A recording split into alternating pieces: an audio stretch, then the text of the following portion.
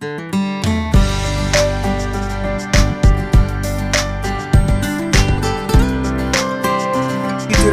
Jiribamda police nakase post mai tharamle lengang pokpi OP da nongmai kapsilakre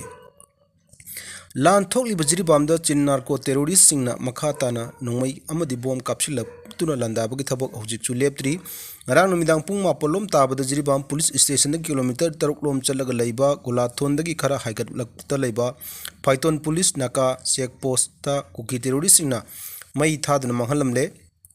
Pausi asina phangba paugi matung ina mai tharamba aduda naka police check post asigi saru ayama mai chakre mai tharambagi pau phangmadagi Jiribam police ki commando team ama mafam aduda changchin ki yamna ngaklibadi mai chakpham aduda Assam Rifles ki kangbu amasu leiramki commando team adu mafam adudagi yoksilakpa matamda Assam Rifles ki kangbu adu side tahollaga mai kanana bathabok chathaba horakpada kuki militant singna chingthakgi nongmai round kaya kapthar ki hairi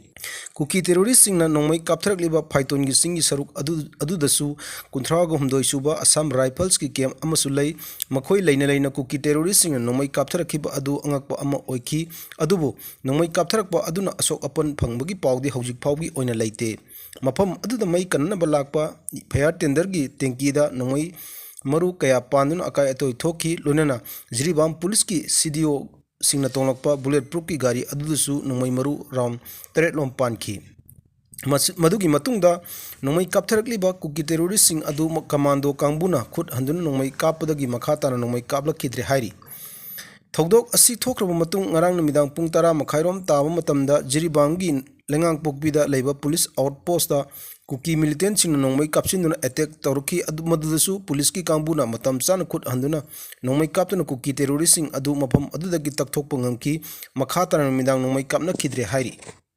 Manipur Ministry of Home Affairs na Central Army Police Force Company yankai thamnawagi mafam lauthokre Sahi ama hilaklaba Manipur thokliba lan asi laksinan nabani haiduna center gi home ministry na state asta deploy tawriba Central Armed Police Force Company yankai gi personnel sing thamnanaba mafam lepthoktuna makhoi gi lepham chananaba lupa crore yankai taruka lakh taret lising marfudra nipan sumna nifu taret changna sengbatnaba thawak paikhatpa hokre hairi Central Paramilitary Company yankai gi personnel sing adu Fairjon Kamjong amsung Chadel district sing yauduna Imphal East Imphal West Thawbal Bishnupur Kakching Tengnopal None Tamenglong Jiribam Churchanpur Ukhul Senapati amsung Kangpok gi tongan mafam singda thamgani hairi personnel sing sina leigada mafam sing adudi Imphal East district ki oina Kwaltabi Kaithelmanbi outpost Sanung Ritan Pokpi Sadu Lampak Nungsum Awang Laikai amasung Dolai Thabi Technopol district ki oina Machi police station More PS ki makhada leiba ADC complex amasung Saibomni Kakching district ki oina Palel PS campus Khongnang Phaisabi village Sugnu Mamang Lekai gi Lobuk Serau Ningthem Hiden amasung Serau Awang Lekai ni Thawal district ki oina Nongbok Sengmai PS Hairok PS Kangpok P district ki oina Saikul PS Kangchup PS ki Bethel Kharam Baiphai amasung Gamphi Gaini None district ki oina Jogjangtek amasung Remping police outpost da leigani Bishnupur district ta CAP gi company amamam Tamenglong Singya Lampak Uyumpok Sericulture farm Thumkhonglok Waroising BDF outpost Lengang Tabi BDF outpost amasung Torbung area development ground da leigani Tamenglong district ki oina Kaimai amasung All Kaifundai dani da leigani Jiribam district ki oina Soto Bekra amasung Boro Bekra da leigani Senapati district ki oina Maram Khunou amasung Taphou da company amamam leigani Churchanpur district ki oina Reserve Line district headquarters Sangai Court PS Singhat PS Behang PS amasung Tuibong da leigani Apunma company yankai gi leifam amasung chafam gi infrastructure fabricated materials sengbatkani company amamda lupa crore mangaga lakh mapan henbagi sangda company yankai gi apunba lupa crore yankai taruk lakh taret lising marfudran nipan ga sumna nifu taret changna sengbatkadabani tha asigi tara treta home ministry home minister Amit शाहना शेयर लौदुना new Delhi दा पांगथोकिबा security review मिफमदा मथौ तारबदी मणिपुरदा अहेनबा सिक्योरिटी फोर्स थाजिनगनी हाइकिबा लेख्रबनी अमरोमदा मणिपुर की मफम कयादा सेंट्रल फोर्सिंग थाजिलकपगी थवोंग यानिंगदा फोंदोक्तुना मियामना तोंगान तोंगान मफमसिंगना खोंजंग चंगसिनदुना लैरिबनी महिलोइसंग अमदी पुलिस स्टेशनदा सेंट्रल फोर्सिंग लैसिननबा लाकपदा महिरोय अमदी मियामना इरांग हौरखरे लंदम असे थोलिबा इरांग असिगी मतंगदा यूनियन होम मिनिस्टर अमित शाहना शेयर लौदुना पांगथोकिबा हाई लेवल सिक्योरिटी मिफम की पोल अमदी इंडिया की प्राइम मिनिस्टर नरेंद्र मोदी की 100 डेज की एक्शन प्लान दा मंगा सुबह सीरियल दा यावदुना लैरिबनी हाइदुना मणिपुर की चीफ मिनिस्टर अमदी गवर्नर मणिपुर की थोकलिबा इरांग असी अथुबदा लोइसिलगनी हाइरगसु करी थोकलगबा हाइदुना मियामना सममनदुना लैरिंगै सैरक असिदा ngasi महिरोइसिंगी अवांगबा थाकी महिक तंबम संग अमा ओइरिबा मरुओइना डीएम यूनिवर्सिटी कैंपस दा सेंट्रल फोर्सिंग थंबा यारोय हाइना यूनिवर्सिटी असिगी यामलबा महिरोइसिंगना अकनबा खोंजंग चंगसिनख्रे अमरमदा सिंजमई पुलिस स्टेशन की मनुंगदा सेंट्रल फोर्सिंग थम्बिनगनी हाइबदगी मफम अदुदा यामलबा मियाम होरक्तुना इरांग थोरकरे हौजिक लमदम असिदा थोकलिबा इरांग असिबुर ngak सिननबगिनी हाइदुना गारी तरुकता लाकपा सीआरपीएफ पर्सनल सिंगबु सिंजमई पुलिस स्टेशन दा थमगनी हाइना ngasi अयु अंगनबा पुंग 9 मखाइरोम तारपदगी हौना गारी थौजिलकपा उबदगी कवा अपुनबा मैरा पाइबी सिंग लाक्तुना इरांग लेतबा मफमदा सेंट्रल फोर्सिंग लैबा यारोय सिंजमई पुलिस स्टेशन दा थुमजिलखिबनी मैरा पाइबीसिंग अदुना सेंट्रल फोर्सिंग हनखिगदबनी मफम असिदा सेंट्रल फोर्सिंग लैबा यारोय पुलिस स्टेशन मनुंगदा थौजिनखिबा गारीसिंग अथुबदा थौदोरकदबनी हाइना खोंजंग चंगसिनदुना ngahak मुंगनरबा मतुंग गारीसिंग अदु थौदोक्रे अदुबु निमिदांगी मतमदा पुलिस स्टेशन असिदा अमुक हलकपा याबगी सिंगनबा लैबना station ममांगदा अहिंग यारेक्तुना संगनी हाइना Maira पाइबीसिंगना फोंदोरकली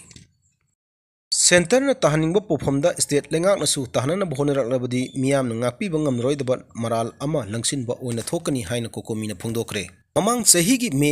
ahumdagi lakhiba irang asi chin koki narco terrorist singna aronba agenda amagi makhada mangjongnon thorang tawduna chathrakliba irangni haibasi punman khangnaraba lotpa yararoidaba khusengmi irang amani haibasi miyam punman khangnaraba wafamni haina coordinating committee on manipur integrity kokomi gi media coordinator na thadrokpa cherol aman hairi cherol asina makha tana hai irang asi thokdringi mamang da Meitei फुरुप का कांगलुप अमतगा नुंगाइनखिदबा लैखिदे हौखिबा सही सिंगदा फुरुप कांगलुप अमगी करिगुम demand अमा तानबा मतमदा state अमदि centre लेंगाकना तकनादुना लाखिबा ngakतनी अदुबु फुरुप कांगलुप अमतदा ओनसिनदुना तानखिबा ngasi फावबा लैखिद्री हौखिबा 2023 की मे अहुमदा अचुमना सिनु चटखिबा मास rally अदुदा मफम Khardah पामदबु थौदोक खरा थोकलगा मफम कयादना करिगुम अमता तौखिदबा असिना थोकलिबि इरांग असि खुसेमगी इरांग अमनी हाइबसि मियामना मयक सेंगना खंगी इरांग असि होरकपदा मणिपुर की चीफ मिनिस्टर ना संगागदबा ओपन जिम अमांग अता थोनबा अमदि सिंगी मफम खरदा लैबा लेंगा के फॉरेस्ट ऑफिस खरा मांगन ताहनबा यावना सथरकलबा मतुंगदा मितई फुरुपदा अतमना ओनसिलखिबनी मितई फुरुप की युम कई अमदि लंथुम कया मांगन ताहनबा यावना मी हाटपा तुपा यारकपदगी फुरुप असिनसु तंगाई फदना मसागी लंथुम अमदि खुसेमगी खुलसिंग कंजनबा होनदुन लाखिबनी मसी कम्युनिटी अनी की मरक्ता थोप इरांग नते लाइबक थिबा थौदोक असि थोखरबा मतुंगदा स्टेट लेंगाना इंटेलिजेंस की असोयबा लैक्रे हाइना फोंदोक्किबसु लैख्रबनी दना असिगुम लबा लान अमा लाकपदगी कोकोमीसु एमआर असम राइफल सीआरपीएफ न सिंगबा कयाग लोइना तंपा की मनुंगदा लैबा तोंगान तोंगान मफम कयादगी कुकी खुंजा कया साफगद मफम सिंगदा यहुनखिबदा अमदि सिंगी मैतै खुंजा कया साफगद मफम कयादा पुरखी मसी कम्युनिटी अनी खनाबा ताखिदनबा लौखतखिबा मयक लारबा खोंथांग अमनी स्टेट लेंगाकना लमदम असिदा पोपी थाबा थिंगनबा उमंग वामंग कननबा अमदि मितोब खंदोकनबा थबक थरम कया लौखतुना हौरकपदगी लेंगाकता ताइनरकपनी हाइना फोंदोक्तुना लाकली मसीदा मपाल खुद यावी हाइना फोंदोक्तुना लाकी वाफम असि ngasisu होंदना अदुमक स्टेट लेंगाकना फोंदोकली अमरोमदा लान असि थोकप कुइद्रिङैदा सेंटर लेंगा की लुचिंगबा कयानसु लान असि मपाल की खुद यावी एक्सटर्नल एग्रेशन नि हाइना फोंदोखिबा कयासु लैख्रबनी मसीदा नतना ममांग सही 2023 की अगस्त 9 दा पार्लियामेंट मिफम मनुंगदा मणिपुर की थोकलिबा लान असि मपाल की खुद यावी हाइना यूनियन होम मिनिस्टर ना फोंदोखिबा अमदि मास 5 दा सियोल दा पांगथोखिबा इंडियन कम्युनिटी इंटरेक्शन दा एक्सटर्नल अफेयर्स मिनिस्टर जयशंकर ना फोंदोखिबा लैकी अदुबो लान असि मतम सांगना सथरकपा चाही फाजिलकलबा मतमदा सेंटर की लुचिंगबसिंग थोकलिबा लान असि मैतै कुकी अनी की मरक थोप कम्युनिटी क्लास नि नाकल अनी फमिनदन वारी सानरग वारैसिन पुरकनबा होनगदबनी हाइना इंडिया लेंगांग ngahak की ओइबा वा कया ngang थैदोकनबा होनदुना लाखिबनी तसेनमक चाही हिंजिलक्लबा लान असि सेंट्रल फोर्ससिंगना अरोनबा एजेंडा अमदा चिन कुकी नार्को टेरोरिस्टसिंगदा तोंगसिनदुना इरांग असि मतम सांगना चथननबा ngamlakibani haibasidi thokiba thodok wathok kayana lengdraba khudam changdam oiduna miyam iphong phongna khangnaduna lakli